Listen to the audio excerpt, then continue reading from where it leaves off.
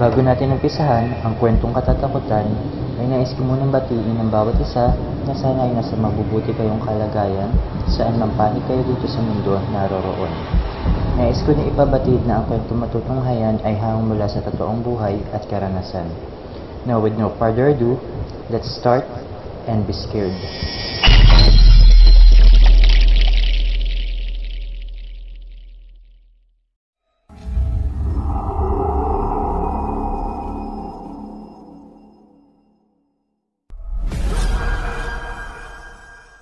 Magandang araw po sa lahat ng mga nakikinig, lalong-lalo na po sa mga admin, narrators at sa mga bumubuo nito Pinoy Creepy Tales YouTube channel. Lalong-lalo na po sa ating admin narrator na si Boss Giancarlo sa walang sawang pagbabahagi ng mga kwentong katatakutan at kababalaghan para po sa ating lahat. Itago nyo na lamang po ako sa pangalang Max. Nangyari ang kwento at karanasan kong ito taong 2008 dito sa baryo namin sa Mindanao. Umpisahan na po natin. Tay, ano kaya yung pampataba na ginagamit nila sa mga pananim nila? Ang tataba kasi ng mga tumutubo sa tanim nila eh. Kunot noong tanong ko kay tatay.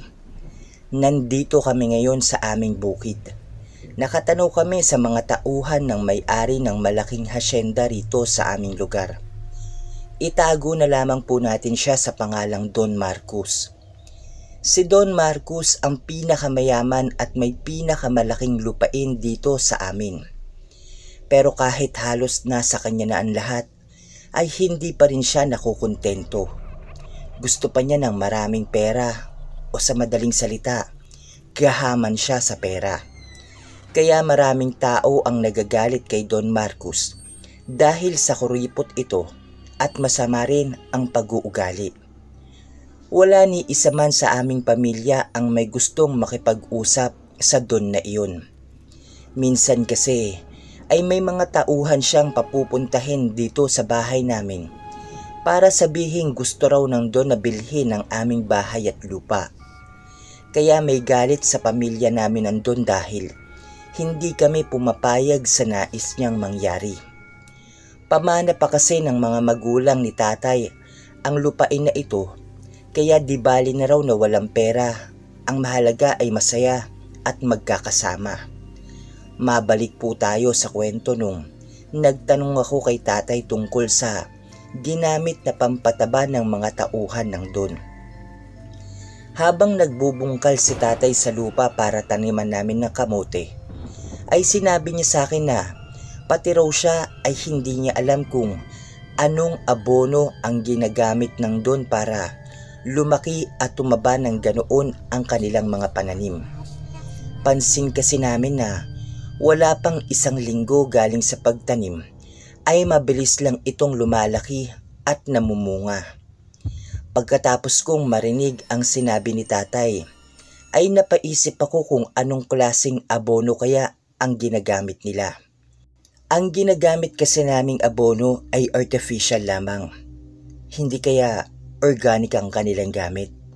Pero saan naman yun manggagaling kung sakali? Maraming katanungan ang bumabagabag sa aking isipan. Curious lang ako kung anong abono ang gamit nila. Kasi gusto ko rin na iyon ang gamitin namin sa aming mga pananim. Napatigil lang ako sa pag-iisip nang bigla akong kalabitin ni tatay. Lumingon naman ako sa kanya habang nakakunot ang aking noo. Bakit po tay? Tanong ko dito. Hindi naman siya kumibo. Itinuro lang niya ang mga tauhan ng Don sa may unahan na may pasan-pasan na mga sako. Hindi namin alam kung ano ang laman yun. Siguro abono na naman iyon. Magkasikbit lang kasi ang lupain namin kaya kitang-kita kung ano ang ginagawa nila. Tay, kung magmanman kaya ako sa kanila mamayang gabi kung ano yung ginagawa nila ron sa parang gilingan? Sabi ko kay tatay habang ipinagpapatuloy ang aking ginagawang pagtatanim. Humarap naman si tatay sa akin at sinabing huwag na huwag ko raw iyon gagawin dahil delikado. Baka raw mapahamak pa ako. Napakamot na lang ako sa aking ulo dahil sa sinabi niya. Tama naman siya pero gusto ko talagang malaman eh. Palihim na lang akong ngumiti at may naisip akong plano na gagawin ko mamayang gabi. Ilang oras lang ang nagdaan at gabi na. Sabay na rin kaming kumain ng hapunan. Habang kumakain kami ay napag-usapan namin ang tungkol doon sa sakahan ng Don. Nay, alam niyo po ba kanina may nakita na naman kaming pasan-pasan ng mga tauhan ng Don?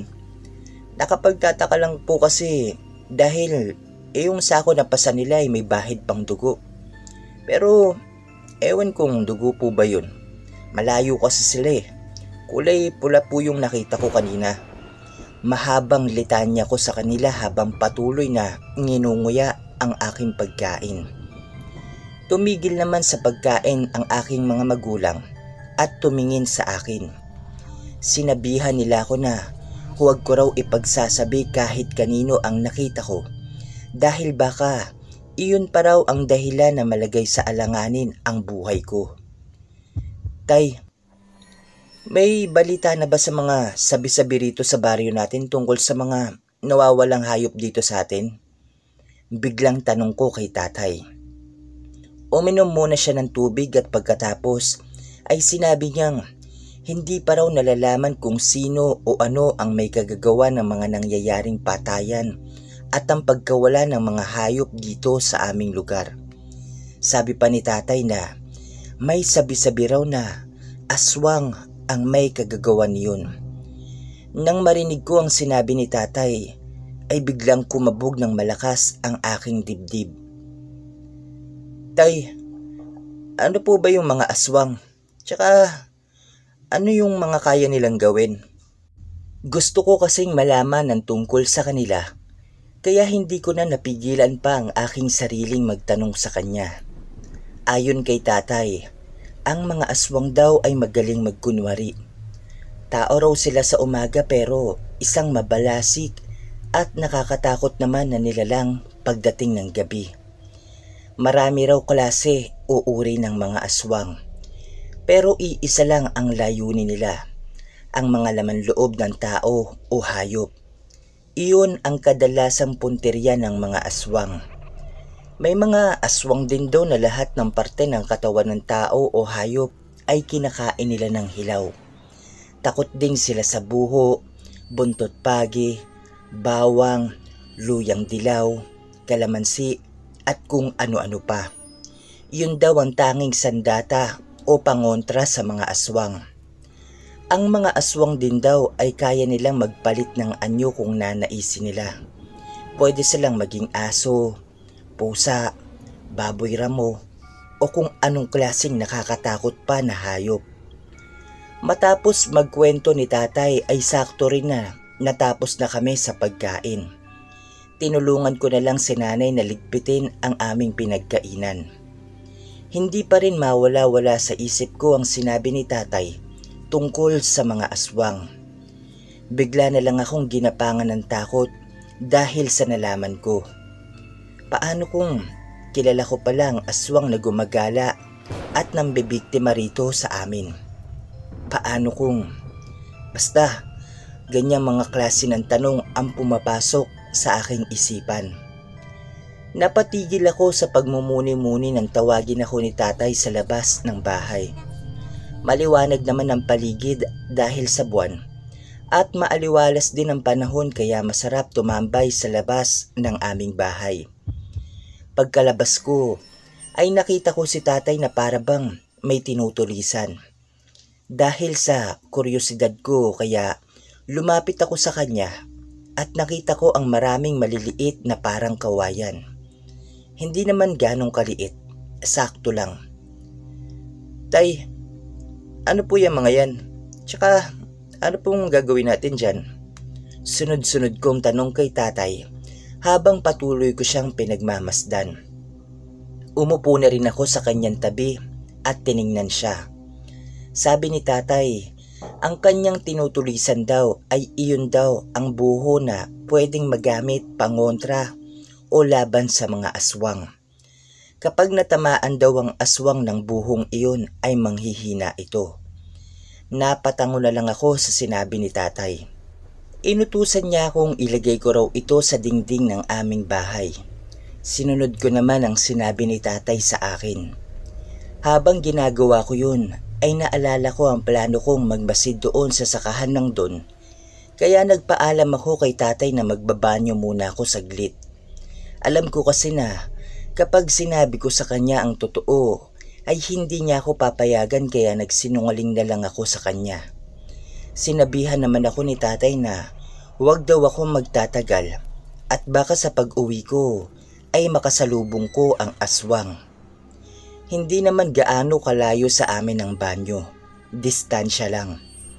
Pumasok ulit ako sa loob ng bahay at nagsuot ng jacket.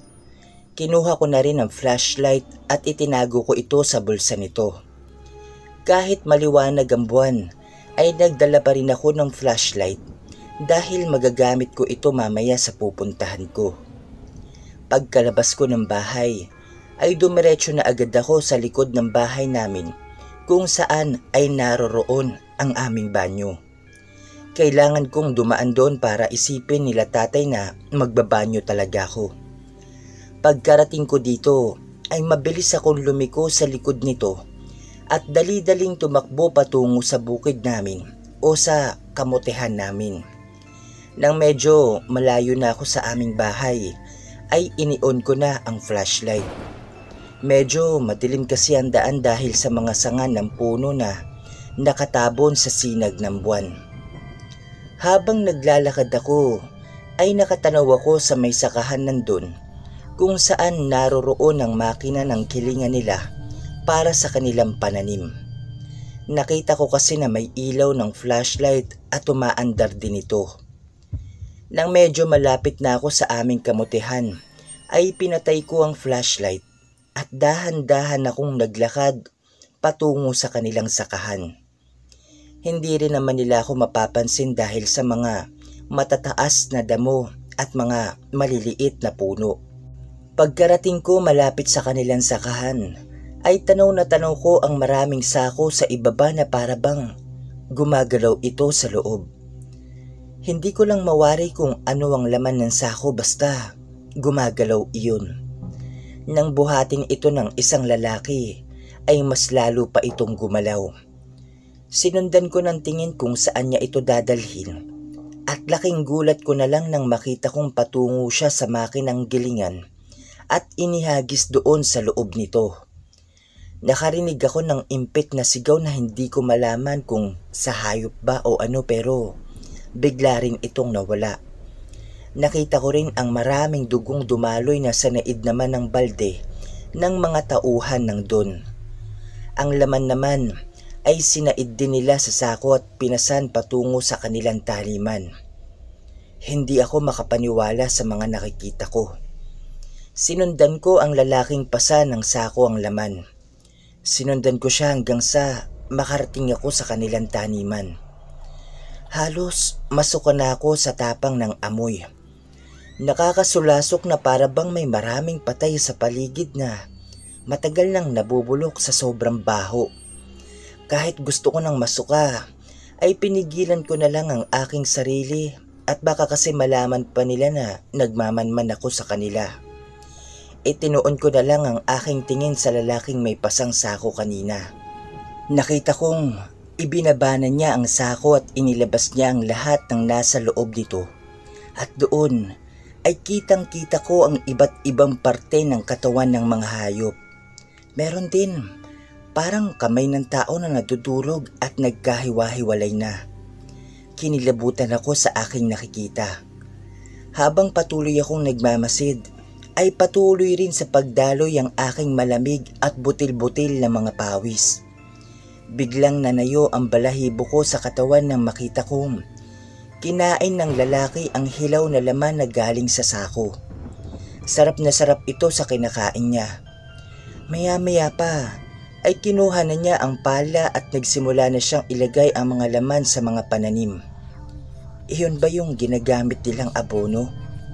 Halos Hindi ako makapaniwalang galing sa laman ng mga tao o hayop yata yun ang kanilang ginagawang pampataba. Kaya pala, sobrang tapang ng amoy at nakakasulasok dahil sa nabubulok na mga laman na ibinabaon nila sa lupa. Nakita kong natapos na ang lalaki at umalis na ito. Dali-dali naman akong umalis at hindi na rin ako dumaan ulit doon sa dinaanan ko dahil baka makita pa nila ako. Dumaan na lang ako sa gitna ng kakahuyan. Kabisado ko na naman ang kakahuyan na yun dahil taga roon ako. Malapit na ako sa bungad ng kakahuyan nang may marinig akong sigaw o parang isang iyak na nagbumula sa isang hayop. Dahan-dahan akong gumapang sa damuhan para hindi ako mapansin. Sinundan ko ang sigaw na yon at nakita ko ang isang ligaw na baboy na pilit isinisilid sa isang sako. Napag-alaman ko na mga tauhan ng don ang nakikita ko. Gusto ko man tulungan yung baboy ramo pero natatakot din ako na baka magaya rin ako sa kanya. Nanatili lang akong tahimik habang nakadapa sa damuhan. Dahil sa ingay ng baboy, nakita kong pinukpok nila ang ulo nito gamit ang pala at pagkatapos ay isinilid sa sako. Kusang nanindig ang mga balahibo ko dahil sa mga nakita at nasaksihan ko. Nang makalayo na sila ay mabilis akong tumakbo palabas ng kakahuyan dire-diretso sa bahay namin. Pagkarating ko sa bahay ay binuksan ko agad ang pintuan at nagmamadaling pumasok sa loob sabay sarado nito. Nagtataka naman ang mga magulang ko sa inaasal ko. Nanginginig pa rin yung katawan ko sa harapan nila at halos hindi na ako makahinga dahil sa mga nangyayari. Pinakalma muna nila ako. Pinainom ako ni nanay ng tubig at nang mahimasmasan ako, ay tsaka ko palang ikinuwento sa kanila ang lahat. Sinabi ko sa kanila ang lahat-lahat ng nalaman ko at nagulat na lang ako sa sinabi ni tatay na matagal na raw niyang alam ang tungkol sa mga pinaggagawa ng mga tauhan ng dun. Pinaghihinalaan din ng mga aswang ang lahat ng tauhan at pati na ang doon na may-ari ng malaking lupain. Matagal na rin daw na isinumbong ni tatay iyon sa mga otoridad pero napag-alaman niya na malakas ang kapit ng doon sa mga ito kaya wala ring nangyayari. Nang gabing iyon ay hindi na ako nakatulog pa. Paulit-ulit na bumabalik sa aking isipan ng mga aswang na nakikita ko. Sa pagdaan ng mga araw ay ganun pa rin ang nakikita namin mula sa aming bukid. Makikita namin ang mga tauhan nandun na may pasan ng mga sako. Ngunit isang gabi ay nagulat na lang kami nang makarinig kami ng isang malakas na pagsabog at mga putok ng baril. Kinabukasan nun ay napag-alaman namin na sinugod ng mga sundalo ang sakahan ng dun. Matagal na palang tinitiktikan ng mga sundalo iyon at naghanap lang ito ng tiyempo. Pati ang dun ay hindi rin ito nakatakas. Namatay ito kasama ng mga alagad niyang mga aswang o sa madaling salita, yung mga tauhan niya. Mula nang masugpo ng mga sundalo ang mga aswang ay wala nang nawawala sa baryo namin, mapatao man o hayop. Hindi na rin kami nangangamba sa tuwing lalabas kami ng gabi dahil wala na kaming kinakatakutan ngayon. Pero syempre, iba yung pag-iingat pa rin. Hanggang dito na lamang po ang aking kwento at karanasan. At maraming salamat po sa inyong pakikinig at sa pagbibigay ninyo ng oras. Nais ko rin pong pasalamatan ang ating narrator na si Boss Giancarlo nitong Pinoy Creepy Tales sa pagpili o sa pagtatampok na maibahagi itong aking kwento at karanasan dito sa inyong channel. Sa ngayon po ay hanggang dito na lamang. Muli, ako po ito si Max mula sa Mindanao.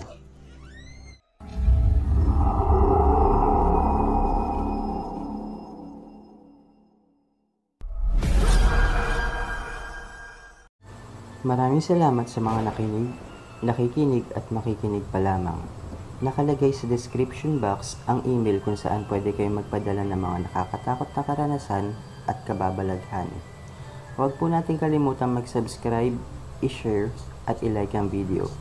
Comment down below para sa mga shoutouts sa next video. Until next time everyone, happy creepy tales!